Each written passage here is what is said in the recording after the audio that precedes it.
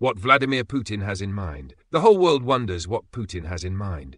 Most of the time, he wears a closed, almost lifeless expression. He tries to appear neutral, emotionless, a cold, austere, impassive leader. On the surface, Putin seems to be playing a game of bluff. He uses rhetoric filled with falsehoods, flatters his people by reviving scraps of the past, awakening old ghosts in the collective unconscious to better rally his own. So we wait. We hope his system will collapse on its own, that his people will eventually awaken, that one day they will realize the manipulation they are victims of. But that doesn't happen. Beneath the surface, Putin is not playing poker. He is playing a game much more deeply rooted in Russian culture. He is playing chess. He moves his pieces discreetly, prepares his moves methodically, slowly develops his strategy of conquest, domination, and absolute rule, until the fatal moment when he can say, checkmate. Today, as his plan unfolds as expected as the objective draws nearer, Putin begins to smile. He begins to speak to his people, to offer them moments of irony. He now laughs out loud at the insignificance of Western leaders, whom he sees as mere children playing in a schoolyard. He laughs at that very innocence. Today, Putin has only one thing left to do: to saturate Ukrainian airspace daily with drones and missiles, deliberately targeting civilians, to push the population to take to the streets and demand from their leaders a full capitulation and the abandonment of the conquered territories. What Russia is after: invincibility. Why did Putin personally entrust the capture of the Soledar salt mines to his friend Prigozhin and the Wagner militias who recruited their cannon fodder from Russian prisons? Why not assign this operation to the regular army? The answer is simple: because the true goal of this war is unspeakable. Just like in the Central African Republic, where the goal was gold and diamonds, when an objective cannot be officially acknowledged, it is handed over to mercenaries, who can be sacrificed once the mission is complete. The capture of the Soledar mines was no accident. It was a major strategic objective, impossible to justify with the usual anti-Nazi rhetoric fed to the Russian people. You can make an entire army believe it's fighting Nazism in towns and fields, but not that it is conquering underground tunnels to prepare for a future war. Russia could not claim this capture as a liberation of Russian speakers. That story no longer holds. The truth is that these mines allow the installation of underground military infrastructure, undetectable and invulnerable, a colossal strategic advantage for Russia.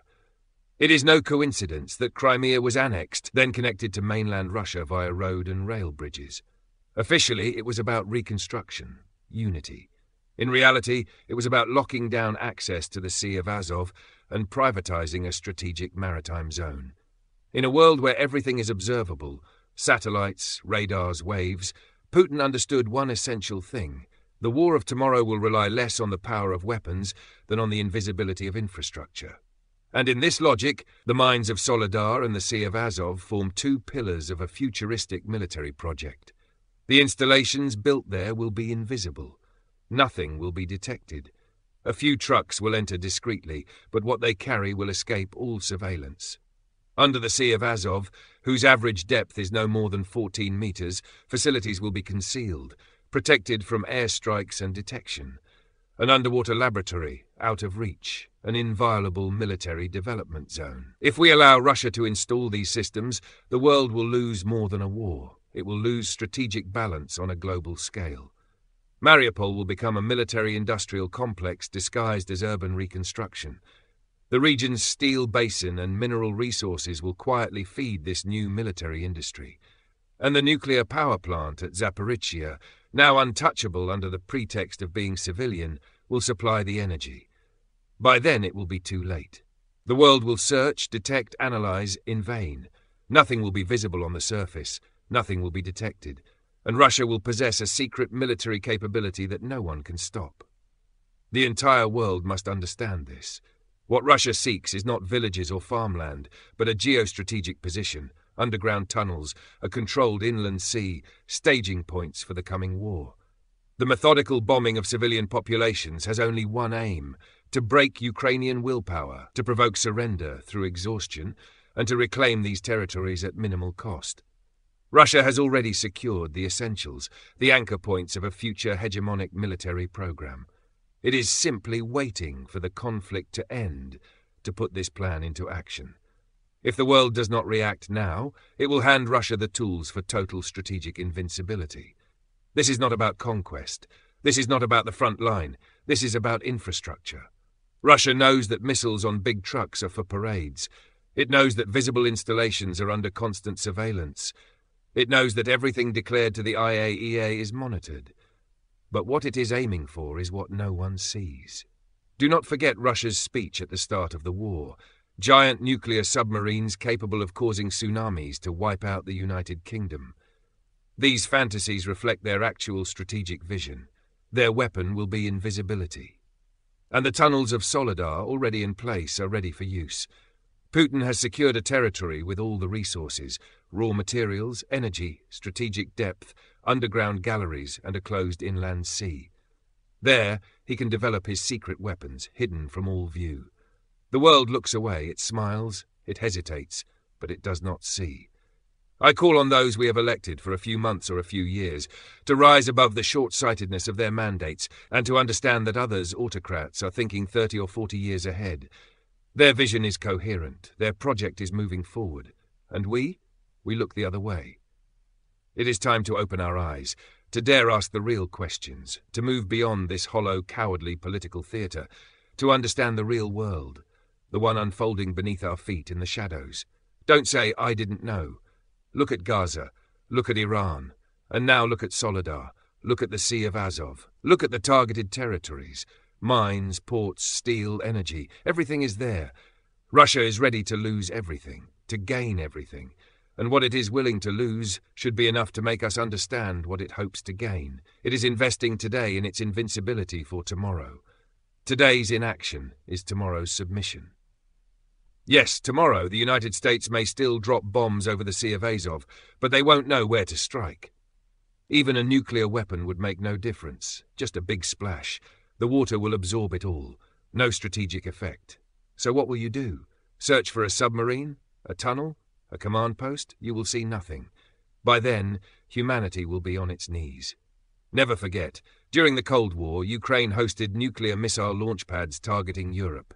Its geographic position allowed everything within 2,000 kilometers to be wiped out. Ukraine was at the center of the game. We still have a chance to act.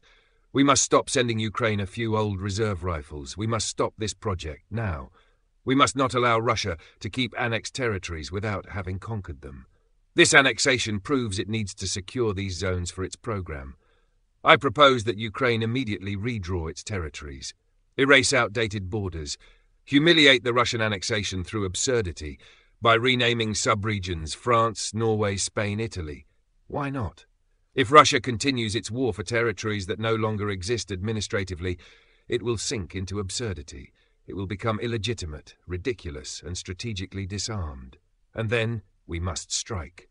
Strike all access routes to the mines of Soledar. Destroy the Kerch Bridge, section by section. Reopen the Sea of Azov to the world. No one should be allowed to privatize an inland sea.